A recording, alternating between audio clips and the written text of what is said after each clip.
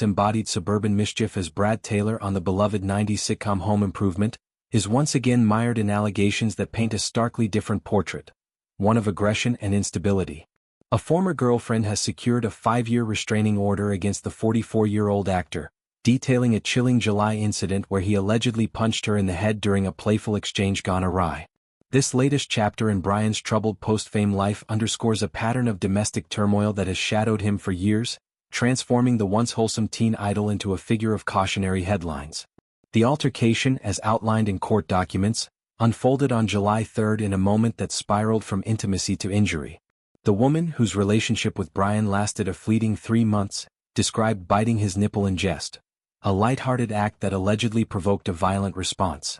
Bryan, she claims, struck her temple with enough force to leave her reeling, a blow that echoed the physicality of his on-screen antics but stripped of any comedic buffer.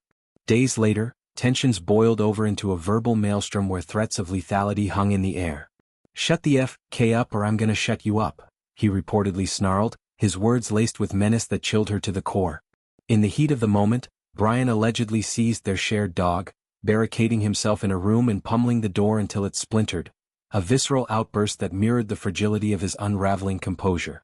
Compounding the horror, the woman recounted another disturbing episode from their brief romance. Bryan spraying the defenseless pet in the face with bleach, an act of cruelty that speaks volumes about unchecked impulses.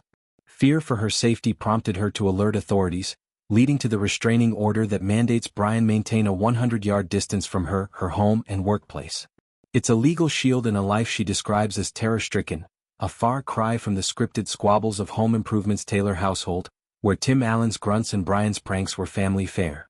Bryan's history with domestic violence is as repetitive as a rerun marathon. In October 2020, he was arrested for allegedly choking his then-fiancée, Carney Wilson, daughter of Beach Boy Brian Wilson, in their Oregon home.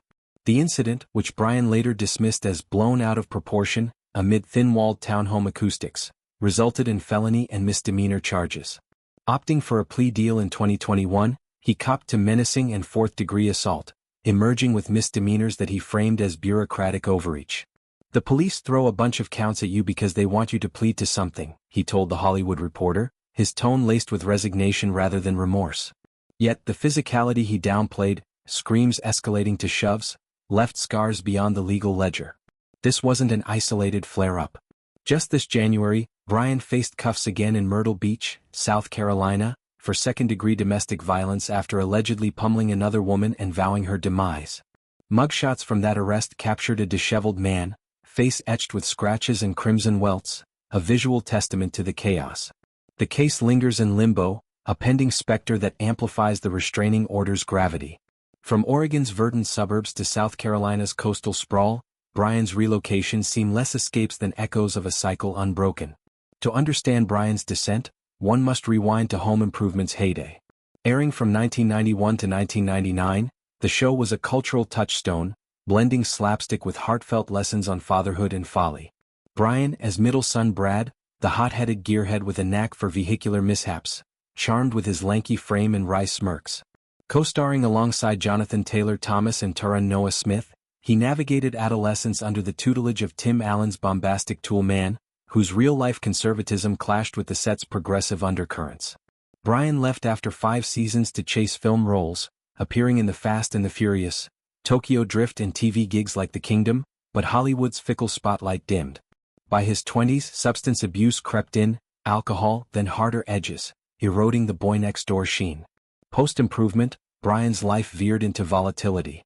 A 2015 DUI in California, followed by rehab stints, hinted at deeper struggles. Insiders whisper of untreated trauma from child stardom's pressures, the relentless scrutiny, the loss of normalcy, that festers into adult rage. His 2020 chokehold arrest wasn't just tabloid fodder. It was a flare from a man grappling with isolation, his once bustling career now a whisper of residuals and conventions. Wilson's public pleas for intervention underscored the human cost, her forgiveness a fragile thread in a tapestry of pain. The latest restraining order arrives amid a reckoning for child stars, from Corey Feldman's exposés to Macaulay Culkin's quiet advocacy.